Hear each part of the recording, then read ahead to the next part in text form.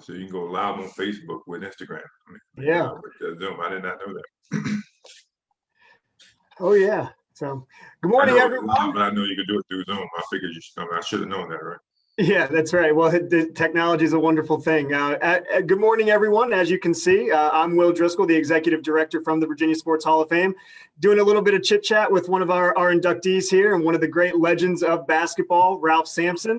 I hope everyone is doing very well. Hope everyone's staying safe, staying healthy, and getting their summer unofficially off to a good start right now. Before we get started, as always, I'd like to thank our sponsors, the City of Virginia Beach, Priority Automotive, Optima Health, Davcon Inc., ESPN Radio 94.1, and of course our friends at the Hampton Roads Sports Commission. Without their support, we wouldn't be able to do initiatives such as Hall Call.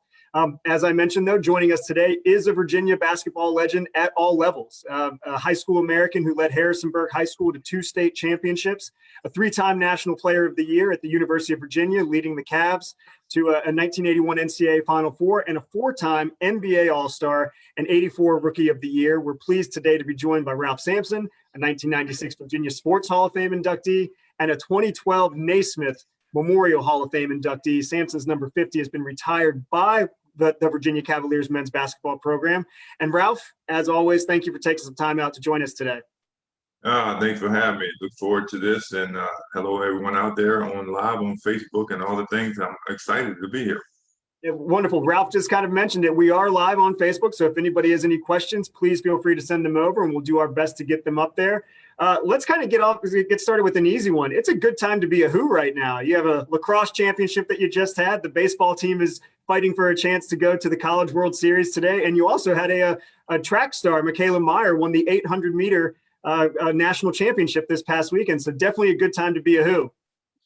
Well, yeah, I mean, that tells you that, the sports scene over here in Charlottesville is really, really powerful, growing in every sport from, football to men's basketball with Tony Bennett, which we all know and love, winning a national title a number of years ago. And all the other Olympic sports, have always done really good. So I'm excited about watching, them continue to do that, but also bring in more kids and graduate more kids and all the above, right? I think it's a very special time in university sports history.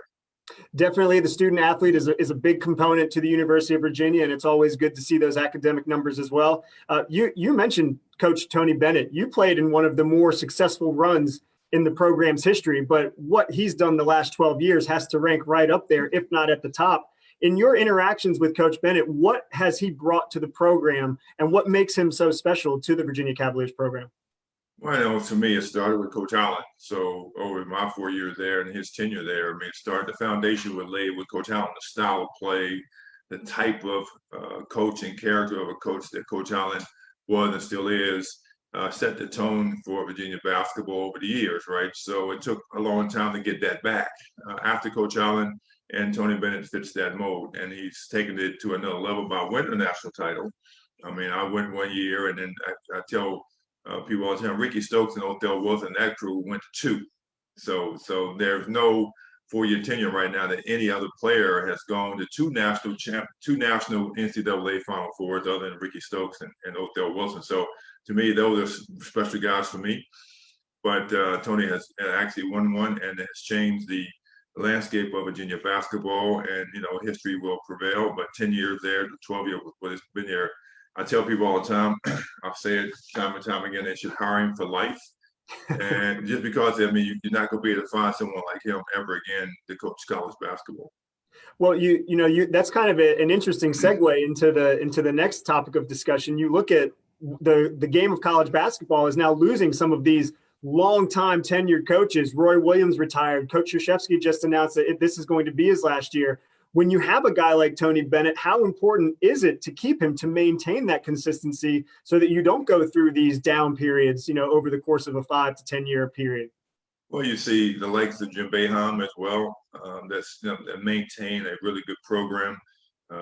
Coach K, I mean, I knew Coach K when I came out of high school and was on the Pan American team. He was still assistant coach to Bobby Knight at Army and trying to do some things, and became Coach K obviously over the years. So I've seen that go from A to Z, and what a ride he's had. And and the way he did it, he's going out It's the best way to do it. It's, just go through the whole year, get the swan song. He deserves that. And every school that he plays against this year, hopefully, and definitely ACC, the last game that we play in Virginia against Coach K should be an honor to play against him, and he should get all the accolades he deserves.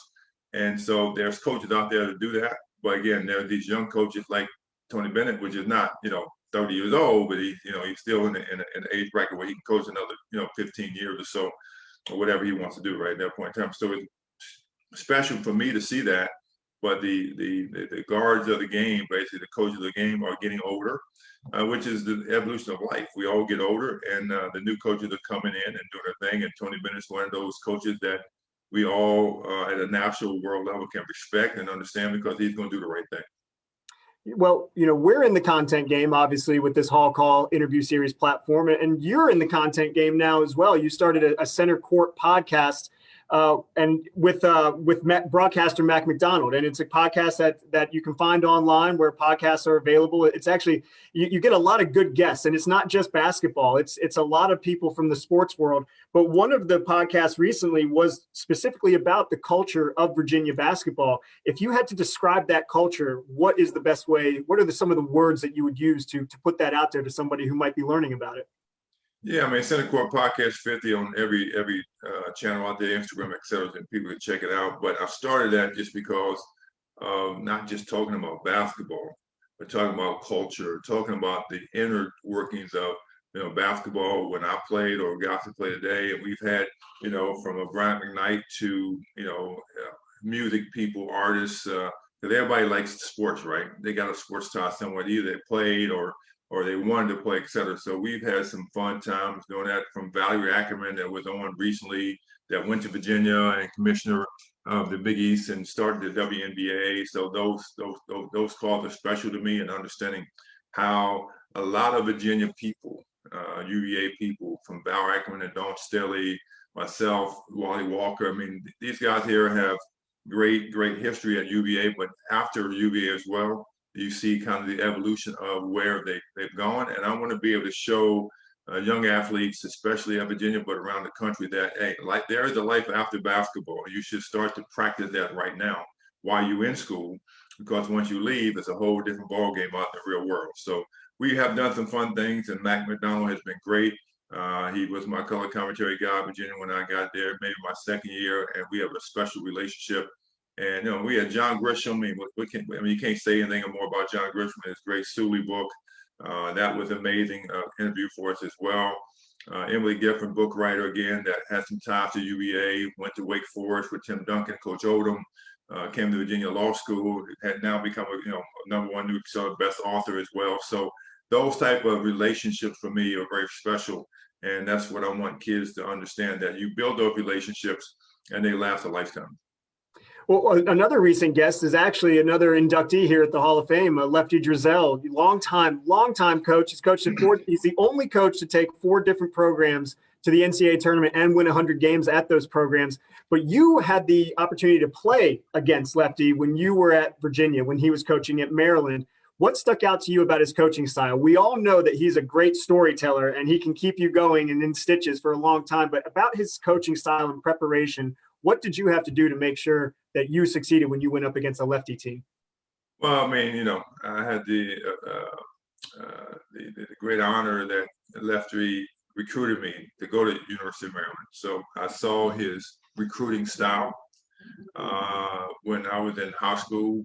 I was able to go to his camps for 2 years at University of Maryland at that point in time, which I saw that campus live, and it was really fun for me to go do that. And the likes of John Lucas and Steve Shepard and the guys that played for Lefty, and the relationships that were built after I got out of college with John Lucas and those guys as well. I played with John in the NBA, so we knew that whole situation.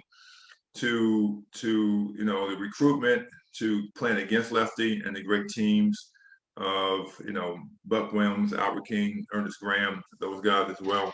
I did have Lefty on our radio show, and I surprised him with Buck Williams on the show. And I'm not sure they've spoken, but Coach Driesell's one of a kind. So I had those 2 guys on, and the stories from that show, you guys should check it out there. because it's very special and it was heartfelt for me to be able to do that. And I like doing stuff like that. But then I had the ability to not only uh, get recruited by Lefty, play against him, but I coached with him at JMU for a year there. And you could see from the inner workings how he's successful, how he became so successful, because he left no stone unturned when it came to recruiting. None. He was relentless then, and I'm sure during the course at Maryland, he was relentless then. So I appreciated his ability because I saw it on one side of the coin, and then I got to see it on the other side of the coin. And that to me was extremely special to watch and see. And then finally, I got to see him being inducted into the Naismith Memorial Basketball Hall of Fame. Obviously, Virginia's Basketball Hall of Fame, Sports Hall of Fame, he was inducted there. But to see him get all those accolades, honors, it was about the freaking time that he got that. And then I was able to be there with him when he got that, was a special honor for me as well. But Coach is a one-of-a-kind guy, and I appreciate the camaraderie, relationship, and friendship between he and his family as well, Chuck Drizel as well. And for me, it's very special. We got to do an event here locally, here in Hampton Roads, right after he got inducted into the Naismith Hall of Fame, and you could see how much it meant to him. And like you said, it was about time. It was probably long overdue, but it was such an honor for him. And it was great to kind of hear how much that did mean to him, and not just to him personally, but it meant something to all of the players who were there as well, the Charlie Scotts, the Buck Williams, like you mentioned. And I think that speaks more to him just as a person as opposed to a basketball coach. But there's another person that recently was selected for the Naismith Hall of Fame from Virginia, another inductee, Bob Dandridge, probably again long overdue. We're very lucky here in Virginia to have this great pedigree of basketball players. What stuck out to you? Dandridge was a little bit before your time, so he was in the NBA when you were growing up. But what stuck out to you about his playing style and making him such a good player on those Bullet teams and those Buck teams that won NBA championships, I should say? Well, again, stuff like that is way, way overdue. I mean, and why put them in now if they didn't put them in 10, 15, 20 years ago, right? Their career's been over. It's nothing they can do more on the basketball court after their career is over. But I don't know what the committees and things change, et cetera, but I'm glad, at least they are living to see their name and face and likeness be put in the Hall of Fame and be recognized for that. But I can remember Bobby Dandridge, turnaround jump shot. I mean, I watched, obviously being in Harrisonburg, Virginia. You could watch the Bullets at that point in time play. Wes Unseld, Elvin Hayes, Bobby D, Kevin Porter, Greavy. You watch those guys play, and they end up in those years going to a championship. But it's great to see the lights out in his game and style. And then I'm really into his history and where he's come from, the state of Virginia, et cetera. And so to see that and see him getting honored, and I will be at that Hall of Fame, I hope in September, to watch him get honored as well. Valerie Ackerman is in that class as well, making that happen as well from University of Virginia. Ben Wallace, another Virginia Sports Hall of Fame inductee. Ben Wallace is another one. To see guys like that are from the state, and I tell everybody, people out there have to recognize that this state, and I think we should do more, right? Because David Robinson was from Virginia.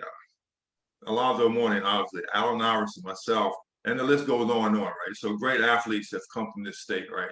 That's gone on to do great things on the court and off the court. That's highlighted, and you guys do a great job at the Virginia Sports Hall of Fame highlighting that. But we got great athletes here that are great people as well. So I appreciate the Hall of Fames that do this, especially getting Bobby and Coach Drizel and the likes of Ben Wallace as well into a Hall of Fame, because to me, that's really what it's all about. And I'm proud to be, born and raised and living in this state, because I think to me it's very special. When you look at a guy like Wallace, Ben Wallace was a guy who impacted the game really without scoring the basketball. Like he was a rebounder, he was a defensive stalwart. Who is somebody that you went up against or that you played with that reminded you a lot of him? It's hard for me to compare players, but Buck Williams was a little bit more offensive minded than Ben, but tough, strong, work ethic stuff. So I can compare him to someone like that from my college days and NBA days. But then you got the likes of, Maurice Lucas, and that could score a little bit more than Ben, but the toughness that Ben brought to the game, or guys of that caliber to me that played at that level. Well, we've talked a lot about the podcast, the Center Court podcast. Again, you can find it wherever podcasts are available, but your podcast is actually presented by your foundation, the Sampson Family Foundation. And the mission of that organization is to uplift, empower, and educate the communities that you live in. How does the foundation go about carrying out that mission? And what is some of the work that you all do in those communities? Yeah, so we started that just because of my father's cancer issues, prostate and lung. He'll be 85 in July the 8th and doing very well health-wise. Can't complain with that.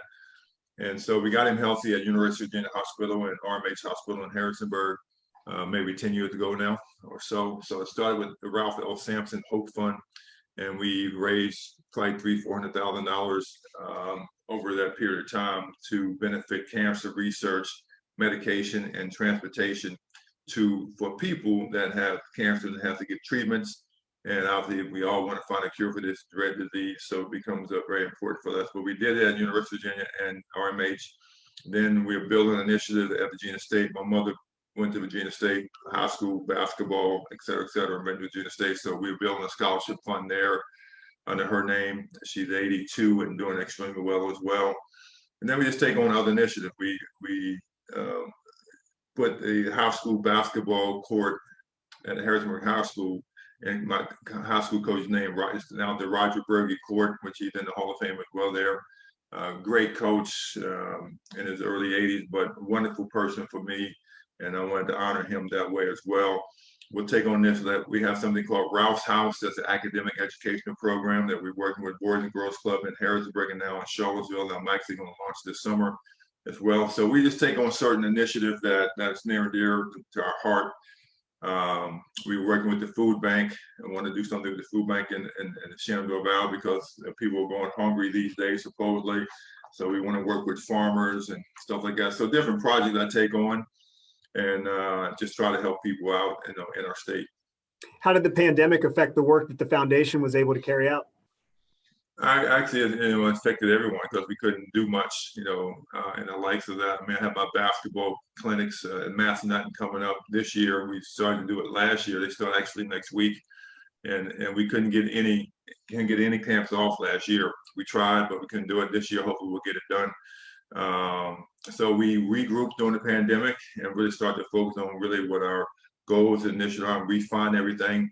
So, I mean, it's a bad year, but, when you sit down and have work every day and you can stay at home and, can't go out that much, while you focus a little bit more and work a little bit harder.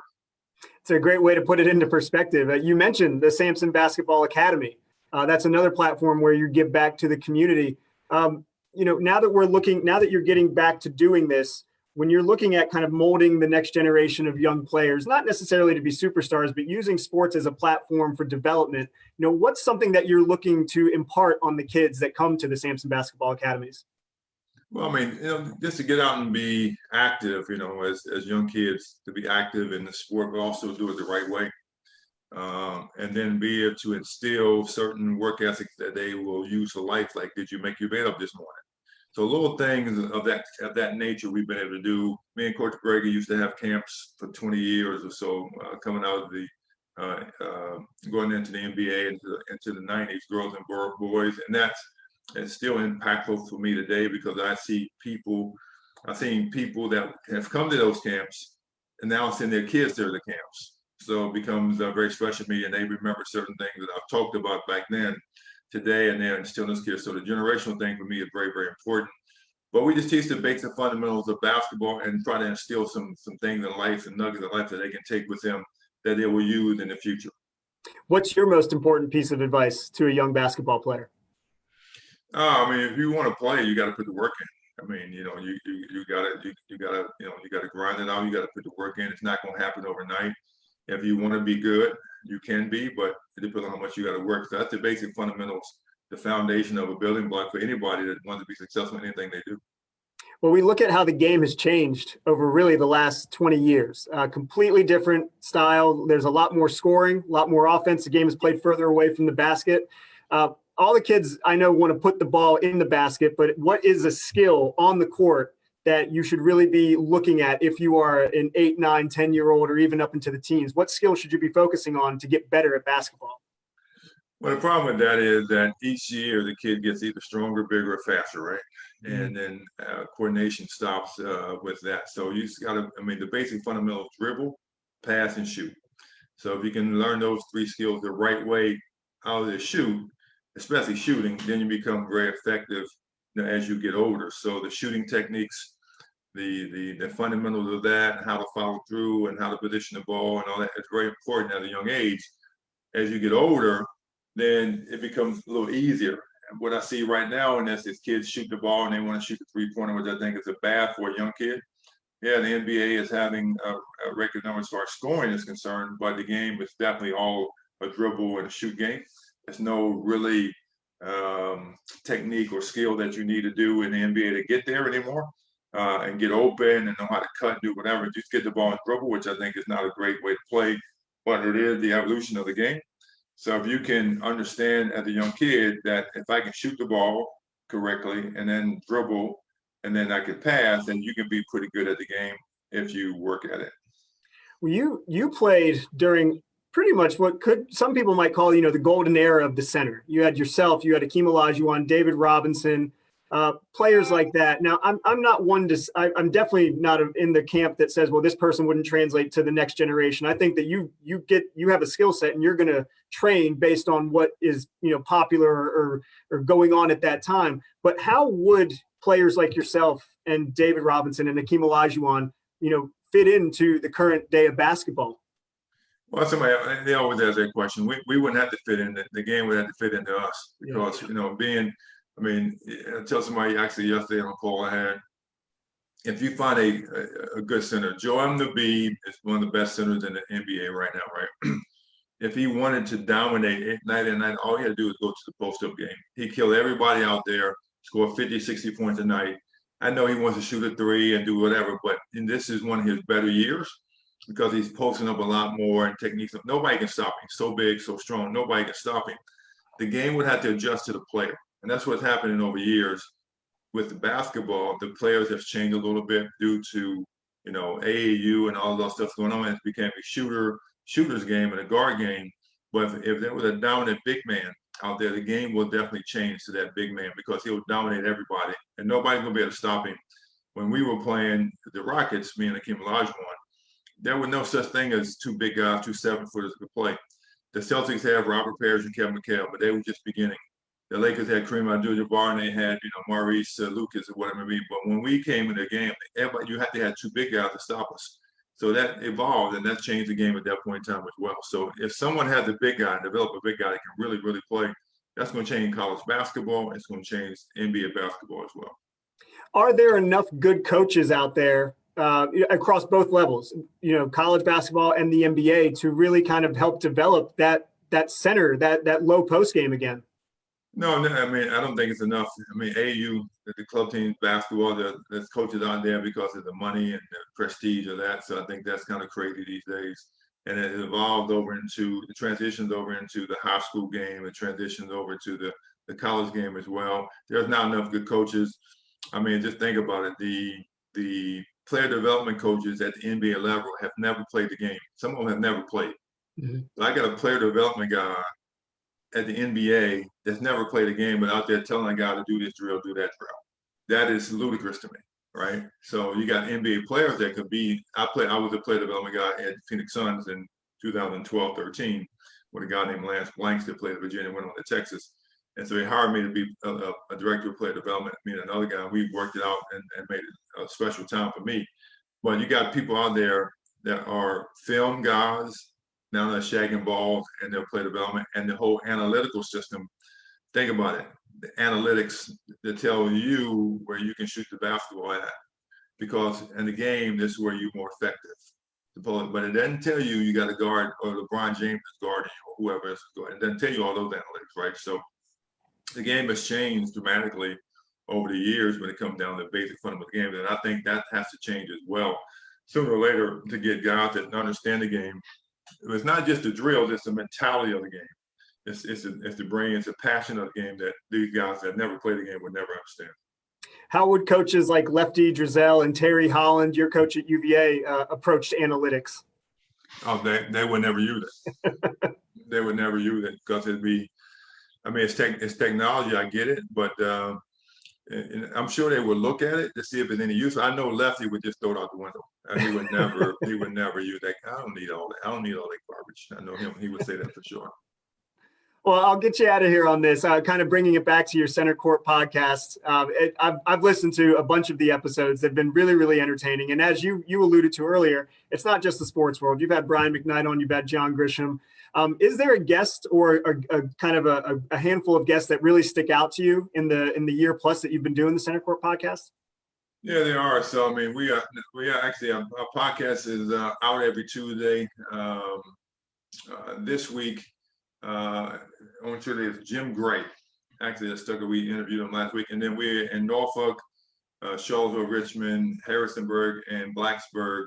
They're now on radio over the weekends. So WTAR and that area was there as well. So we're excited about all that. But Jim Gray, I mean, right now because it's fresh and new, sticks out because he started his career, when there wasn't any social media. All stuff as well. And his first interview was Muhammad Ali because he had to pick him up at the airport and there was no phone. The airplane was late. So he got the call from the little station to go pick up Muhammad Ali, which he did. And the interview there is great. So people can listen to that story tonight, tomorrow when it's out on the podcast. It's an amazing story. He's got Emmy Awards. He got all kinds of awards.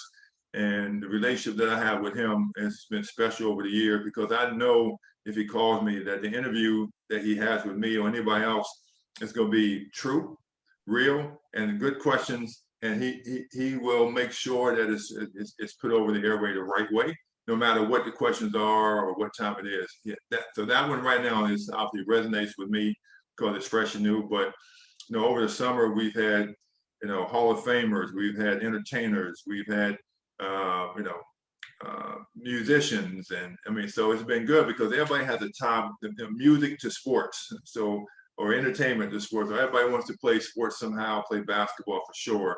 So it's been a fun ride, and we have things coming up with a Bill Walton or James Worthy, Kareem Abdul-Jabbar, Magic Johnson are coming up this summer.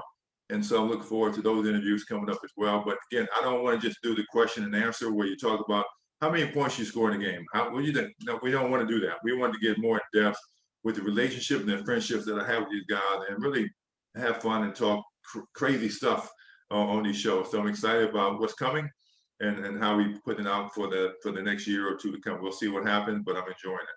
Yeah, there's definitely plenty of opportunities out there to kind of rehash, games and stats and things like that. And it's important to really start learning about the people as individuals. Yes, they have great stories, but we're all still human beings as well.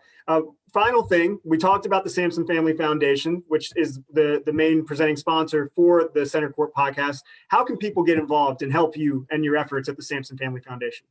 Yeah, just go on SamsonFamilyFoundation.org. Check it out. You can donate money. You can spend time.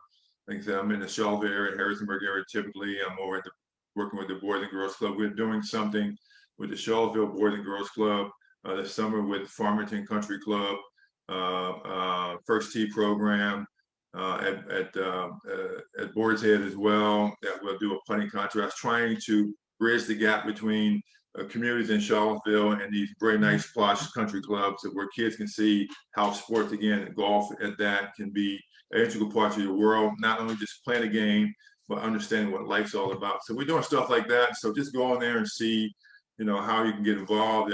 There's a volunteer thing on there as well. You want to volunteer, you want to donate money or spend time, just let us know, email us, and we'll get back to you. Getting kids involved in sports at any level, at any participation level or any competitive level is so important. It's so good personally, professionally, eventually as you get older, mentally, physically, emotionally. So we commend those efforts. And we thank you for joining us today. It seems like you're very busy with the podcast, with the Samson Family Foundation and the basketball academies coming up. So thanks for taking some time out and joining us today. I appreciate you. Appreciate your time. And thanks to the Virginia Sports Hall of Fame for doing what you do. And I look forward to doing more with you guys and coming down to the lovely Norfolk area as soon as I can. Well, thank you. Thank you for joining us today. That's Ralph Sampson, 1996 Virginia Sports Hall of Fame inductee. Make sure you follow and listen to Ralph's Center Court podcast. You can visit the SamsonFamilyFoundation.org to learn about all of the great work they're doing in the communities up in Charlottesville and Harrisonburg. And of course, RalphSampsonBasketball.com to stay up to date on camps and clinics offered through the Samson Basketball Academy. I'd like to thank everyone again who tuned in today. This video will be up on our website as well as our social media platforms. I'd like to once again thank our partners, Priority Automotive, City of Virginia Beach, Optima Health, Davcon Inc., ESPN Radio 94.1, and the Hampton Roads Sports Commission. Be sure to follow the Hall of Fame on all of our platforms, Facebook, Twitter, Instagram, at VA Sports HOF. Once again, I'm Will Driscoll, the Executive Director here at the Hall of Fame. I hope everyone has a great day, and whatever you do, participate, don't spectate. Good.